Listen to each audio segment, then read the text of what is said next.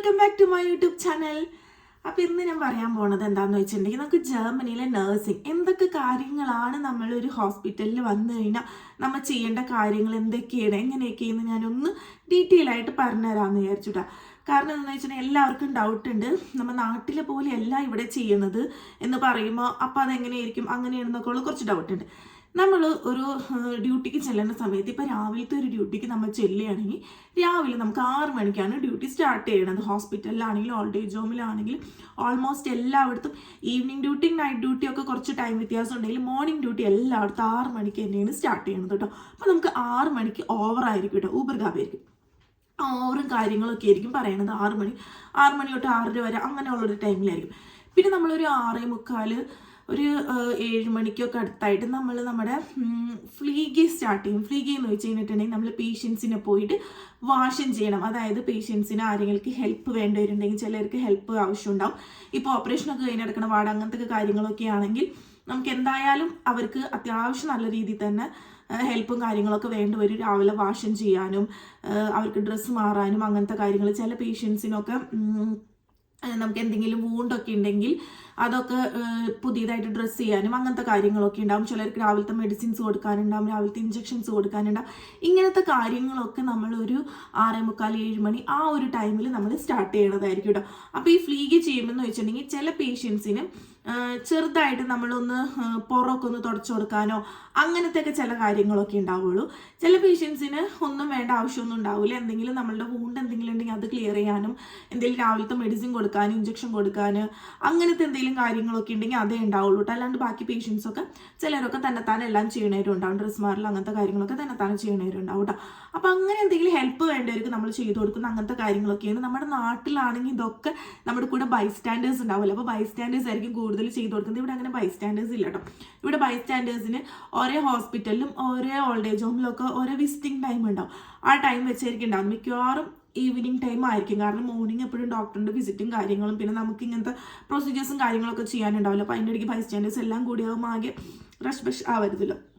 അപ്പോൾ അതുകൊണ്ട് മിക്കവാറും ഈവനിങ് ടൈമിലായിരിക്കും വിസിറ്റിംഗ് ടൈമൊക്കെ പോകുന്നത് കേട്ടോ. അപ്പോൾ ഇങ്ങനത്തെ നമ്മുടെ വാഷിനും കാര്യങ്ങളും എല്ലാം കഴിഞ്ഞ് കഴിയുമ്പോൾ നമ്മൾ തന്നെ വേണം ഇവർക്ക് ബ്രേക്ക്ഫാസ്റ്റ് കൊടുക്കാനായിട്ട്. നമുക്ക് ബ്രേക്ക്ഫാസ്റ്റ് കാര്യങ്ങളൊക്കെ ഹോസ്പിറ്റലിലൊക്കെ ആണെങ്കിൽ ഇപ്പോൾ ഓൾഡ് ഏജ് ഹോമിലാണെങ്കിൽ പേഷ്യൻസൊക്കെ ബ്രേക്ക്ഫാസ്റ്റിന് വേണ്ടിയിട്ട് ഒരു ഹോളിൽ വന്നിരിക്കും, അങ്ങനെയൊക്കെ ആയിരിക്കും. പിന്നെ അത്ര വയ്യാത്ത പേഷ്യൻസൊക്കെ ആയിരിക്കും റൂമിൽ ഉണ്ടാവുന്നത്. പക്ഷെ നമുക്ക് ഹോസ്പിറ്റലിൽ എന്ന് വെച്ചിട്ടുണ്ടെങ്കിൽ മിക്കവാറും എല്ലാ പേഷ്യൻസിനും ഓരോ റൂമുകളിൽ തന്നെ അവരോരോ റൂമുകളിൽ തന്നെയാണ് കൊടുക്കുന്നത്. അപ്പം നമുക്ക് താഴത്തെ കിച്ചണിൽ നിന്ന് ഒരു ഇതിനകത്ത് നമുക്കൊരു ട്രോളി അല്ലെങ്കിൽ ഒരു വണ്ടീനകത്ത് വന്നിട്ട് നമ്മുടെ ഫുഡും കാര്യങ്ങളൊക്കെ എടുത്ത് വെച്ചിട്ടുണ്ടാവും. അപ്പം നമ്മൾ അതിനകത്ത് അവർക്ക് മെഡിസിൻസ് രാവിലത്തെ വേണ്ട മെഡിസിൻസ് കാര്യങ്ങളൊക്കെ നമ്മൾ എടുത്ത് വെക്കുക, അങ്ങനത്തെ കാര്യങ്ങൾ ചെയ്യുക. പിന്നെ അത് കഴിഞ്ഞ് കഴിയുമ്പോൾ പേഷ്യൻസിന് നമ്മൾ തന്നെയാണ് ഓരോ റൂമിലും കൊണ്ട് അവർക്കുള്ള ഫുഡ് കാര്യങ്ങളെല്ലാം കൊടുക്കേണ്ടത്. അതിന് വേണ്ടിയിട്ട് പ്രത്യേക സ്റ്റാഫ് അങ്ങനെയൊന്നുമില്ല, നമ്മൾ നഴ്സുമാർ തന്നെയാണ് അത് ചെയ്യണത് കേട്ടോ. ഓരോരോ റൂമുകളിലേക്ക് പേഷ്യൻസിന് ഫുഡ് കാര്യങ്ങൾ കൊടുക്കുക. ചിലർക്ക് നമ്മൾ ഫുഡ് ഫീഡ് ചെയ്ത് കൊടുക്കേണ്ടി വരും, ഹെൽപ്പ് ചെയ്ത് കൊടുക്കേണ്ടതുണ്ടാവും. അങ്ങനെയുള്ളവർക്ക് അത് ചെയ്ത് കൊടുക്കുക. ചിലർക്ക് ഇവിടെ മിക്കതും ബ്രോഡ് അങ്ങനത്തെ സാധനങ്ങളാണല്ലോ, ബ്രോട്ടൊക്കെ ആയിരിക്കും. അപ്പോൾ അവർക്ക് ചിലതൊക്കെ നമ്മളിങ്ങനെ ബ്രെഡും ബട്ടറൊക്കെ തേച്ച് കൊടുക്കുക, അങ്ങനത്തെ കാര്യങ്ങളൊക്കെ ചെയ്താൽ മതിയായിരിക്കും. അപ്പം അങ്ങനത്തെ ഹെൽപ്പും കാര്യങ്ങളൊക്കെ നമ്മൾ ചെയ്തു കൊടുക്കുക. ഇത് കഴിഞ്ഞ് കഴിയുമ്പോൾ എന്തായാലും ഒരു 8-8:30 എന്തായാലും ഹോസ്പിറ്റലിലൊക്കെ ഇത് കഴിയും. ഓൾഡ് ഏജ് ഹോമിൽ ഡിപ്പെൻഡ് അപ്പോൺ ആയിരിക്കും. ചിലപ്പോൾ 9 മണിയൊക്കെ ആവും. ഹോസ്പിറ്റലിൽ 8 മണി 8:30 ആകുമ്പോഴേക്കും ഇത് കഴിയും. ഇത് കഴിഞ്ഞ് കഴിയുമ്പോൾ നമ്മളുടെ ബ്രേക്ക്ഫാസ്റ്റ് എന്തെങ്കിലുമൊക്കെ നമുക്ക് കഴിക്കാം. നമുക്കൊരു ½ അവർ എടുത്തിട്ട് നമ്മുടെ ബ്രേക്ക്ഫാസ്റ്റ് കഴിക്കാം. നമുക്ക് ശരിക്കും ഒരു അരമണിക്കൂർ ഇതുണ്ട്, ബ്രേക്ക് ഉണ്ട്. പക്ഷെ 1/2 മണിക്കൂർ തന്നെ പറ്റുമെന്ന് പറയാൻ പറ്റില്ല. ചില സമയത്ത് ആ സമയത്ത് വല്ല പേഷ്യൻറ്റ് വന്നു കഴിഞ്ഞാൽ അഡ്മിഷൻ വന്നു കഴിഞ്ഞാൽ നമ്മൾ അതിൻ്റെ ഇടയ്ക്ക് എഴുന്നേറ്റ് പോക്ക് അങ്ങനത്തെ കാര്യങ്ങളുണ്ടാവും. എമർജൻസി വന്നാലും പോക്കുണ്ടാവും. ചിലപ്പോൾ ഡോക്ടേഴ്സ് പറയണ ഇന്ന് എനിക്ക് വേറെ എന്തെങ്കിലും കേസ് ഉണ്ട് കാര്യങ്ങളുണ്ട്, അപ്പോൾ ഒന്ന് നേരത്തെ വിസിറ്റ് തുടങ്ങാമെന്നൊക്കെ പറഞ്ഞു കഴിഞ്ഞാൽ അപ്പോൾ നമ്മൾ അതനുസരിച്ച് എഴുന്നേറ്റ് പോകേണ്ടി വരും. നമുക്ക് നോർമലായിട്ട് ഒരു 1/2 മണിക്കൂറായിരിക്കും ബ്രേക്ക് ഉണ്ടാവുന്നത് കേട്ടോ. പക്ഷേ ഇതിൻ്റെ ഇടയ്ക്ക് എന്തെങ്കിലും ഇങ്ങനത്തെ കാര്യങ്ങൾ വന്നാൽ നമ്മളത് ഹാൻഡിൽ ചെയ്യാൻ വേണം. അങ്ങനെ അപ്പോൾ നമ്മുടെ ബ്രേക്ക് ആയിരിക്കും. നമ്മുടെ ബ്രേക്ക് കഴിഞ്ഞ് കഴിയുമ്പോൾ നോർമലി ഒരു ഹോസ്പിറ്റലിൽ വന്നത് ഡോക്ടറിൻ്റെ വിസിറ്റുകളായിരിക്കും കേട്ടോ പോകുന്നത്. നമ്മുടെ ബ്രേക്ക് കഴിഞ്ഞ് കഴിയുമ്പോൾ ഡോക്ടർ വിസിറ്റുകൾ ചെയ്യും. അതിപ്പോൾ ഒരു സച്ചിനുള്ള ഒരു വാർഡിൽ 1-2 ഡോക്ടറായിരിക്കില്ല, ചിലപ്പോൾ 2-3 ഡോക്ടേഴ്സൊക്കെ ഉണ്ടാവും. 2 പേര്, ഒരു ഷെഫ് ആർട്സും ഒരു ഓബർ ആർട്സും ആയിരിക്കും മെയിനായിട്ട് ഉണ്ടാവുന്നത്. അതായത് മെയിനായിട്ടുള്ളൊരു ഡോക്ടറും നമ്മുടെ ഡിപ്പാർട്ട്മെൻറ്റ് ഡോക്ടർ എന്നൊക്കെ പറയുമല്ലോ നാട്ടിൽ, അങ്ങനെ ഒരു ഹെഡ് ഓഫ് ഡിപ്പാർട്ട്മെൻറ്റ് ഉണ്ടാവും. പിന്നെ അതിന് കുറച്ച് താഴെയുള്ള ഉണ്ടാവും. പിന്നെ ബാക്കിയൊക്കെ അസിസ്റ്റൻറ്റ് ഡോക്ടേഴ്സ് ആയിരിക്കും. മിക്കവാറും ഈ അസിസ്റ്റൻറ്റ് ഡോക്ടേഴ്സ് ആയിരിക്കും എല്ലാ ദിവസവും വിസിറ്റ് പോകുന്നത്. എന്തെങ്കിലും എമർജൻസി ഉണ്ടെങ്കിൽ മാത്രമാണ് ഷെഫ് ആർട്സ് അങ്ങനത്തെ കാര്യങ്ങൾ. പക്ഷെ നമ്മുടെ ഹോസ്പിറ്റലിൽ ആഴ്ചയിൽ 1 വെച്ച് ഷെഫ് ആർട്സിൻ്റെ വിസിറ്റ് ഉണ്ടാവാറുണ്ട് കേട്ടോ.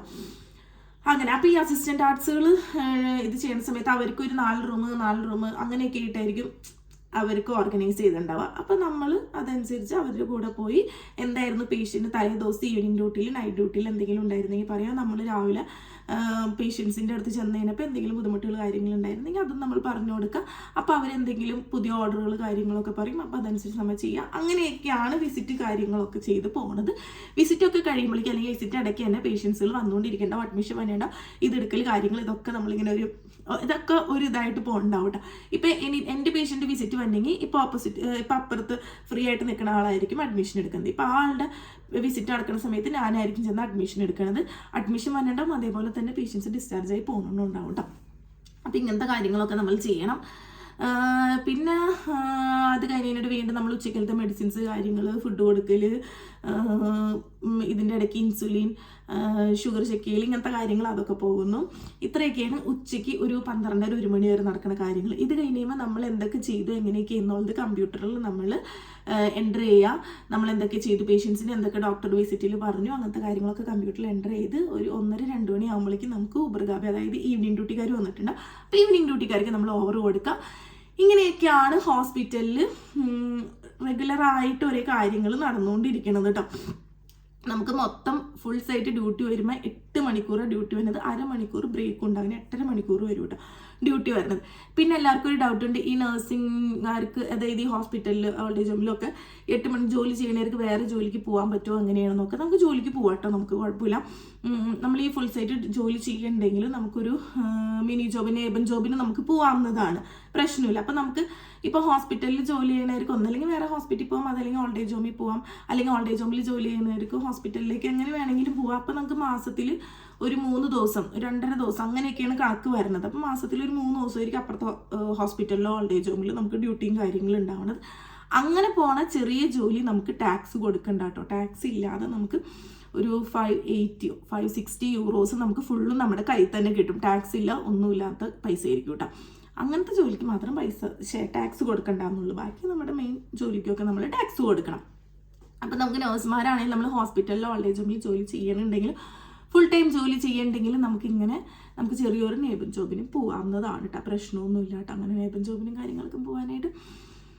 അപ്പം ഇങ്ങനെയൊക്കെയാണ് മെയിനായിട്ടൊരു ഹോസ്പിറ്റലിൽ നമ്മുടെ നേഴ്സിങ് കാര്യങ്ങൾ, അതായത് നേഴ്സസ് ചെയ്യേണ്ട രാവിലെ തൊട്ട് ഉച്ച വരെ അടുത്ത ഡ്യൂട്ടി വന്ന വരെ ചെയ്യേണ്ട കാര്യങ്ങൾ. ഇപ്പോൾ ഈവനിങ് ഡ്യൂട്ടിക്കാരാണെങ്കിലും അവരും ഇതുപോലെ ഓവറും കാര്യങ്ങളും കഴിഞ്ഞ് കഴിയുമ്പോൾ അവരും ഇങ്ങനെയൊക്കെ തന്നെയാണ് ചെയ്യേണ്ട കാര്യങ്ങൾ. അതായത് ഇപ്പോൾ വൈകുന്നേരം ആവുന്ന സമയത്ത് മിക്കവാറും ബൈസ്റ്റാൻഡേഴ്സ് ഉണ്ടാവും. അപ്പോൾ അവരെന്തെങ്കിലും ചോദിക്കേണ്ട അവരുടെ കാര്യങ്ങളൊക്കെ ഇത് ക്ലിയർ ചെയ്ത് കൊടുക്കുക. നമുക്ക് എന്തെങ്കിലും അവരോട് എന്തെങ്കിലും പേഷ്യൻസിൻ്റെ കാര്യങ്ങൾ അറിയിക്കാനൊക്കെ ഉണ്ടെങ്കിൽ അത് അറിയിക്കുക. അങ്ങനത്തെ കാര്യങ്ങൾ കുറച്ച് വരും. പിന്നെ വീണ്ടും ഇതേപോലെ തന്നെ വൈകുന്നേരത്തെ ബ്ലഡ് ഷുഗറും, അതായത് പേഷ്യൻസിന് ഇൻസുലിന്, ഷുഗർ അങ്ങനത്തെ കാര്യങ്ങൾ നോക്കുന്നു, മെഡിസിൻ കൊടുക്കുന്നു, ഫുഡ് കൊടുക്കുന്നു. അങ്ങനത്തെയൊക്കെ വൈകുന്നേരവും ഇതേപോലെ തന്നെ പേഷ്യൻസിന് വാഷനും കാര്യങ്ങളൊക്കെ ചെയ്യിപ്പിച്ച് അവരെ നൈറ്റ് ഡ്രസ്സൊക്കെ ഇടിച്ച് കിടത്തി ഓർക്കുന്നു. അങ്ങനത്തെ കാര്യങ്ങൾ ഇങ്ങനെയാണ് മൊത്തത്തിൽ ഒരു ഇതായിട്ട് പോകുന്നത്. നൈറ്റായിരിക്കും എന്ന് വെച്ച് കഴിഞ്ഞിട്ടുണ്ടെങ്കിൽ ഞങ്ങളുടെ ഹോസ്പിറ്റലിൽ നൈറ്റായിരിക്കും എല്ലാ മെഡിസിൻസും പിറ്റേ ദിവസത്തേക്കുള്ള മെഡിസിൻസ് കാര്യങ്ങളൊക്കെ എടുത്ത് വെക്കണം. അങ്ങനത്തെ കാര്യങ്ങളാണ് പോണത്. പിന്നെ എന്തെങ്കിലും പേഷ്യൻസ് എമർജൻസി ആയിട്ട് വിളിച്ച് കഴിഞ്ഞിട്ടുണ്ടെങ്കിൽ നമ്മൾ ചെല്ലാം, എന്താണെന്ന് വെച്ചാൽ കാര്യങ്ങൾ ചെയ്തൊക്കെയാണ് നൈറ്റ് ഡ്യൂട്ടിയിൽ പോണത് കേട്ടോ. ഇങ്ങനെയൊക്കെയാണ് പൊതുവെ ഒരു ഹോസ്പിറ്റലിൽ ഓൾഡ് ഏജ് ഹോമിൽ മെയിനായിട്ട് പോണ കാര്യങ്ങൾ. പിന്നെ അതായത് ഹോസ്പിറ്റലിൻ്റെ ഓൾഡ് ഏജ് ഹോമിൻ്റെ അതായത് സ്റ്റേഷനുകളുടെയും ICUകളുടെ അങ്ങനത്തെ ഒക്കെ ഡിപ്പെൻഡ് ചെയ്ത് കുറച്ച് അങ്ങോട്ടും ഇങ്ങോട്ടൊക്കെ മാറ്റങ്ങൾ വരും. പക്ഷെ നോർമലായിട്ട് ഇങ്ങനെയാണ് കാര്യങ്ങൾ ഇവിടെ പോണത് കേട്ടോ. അതുകൊണ്ടാണ് നമുക്ക് ബൈസ്റ്റാൻഡേഴ്സ് ഇല്ലാത്തതുകൊണ്ട് നമ്മൾ കുറച്ചും കൂടെ കാര്യങ്ങൾ ചെയ്യണം എന്ന് പറയുന്നത്.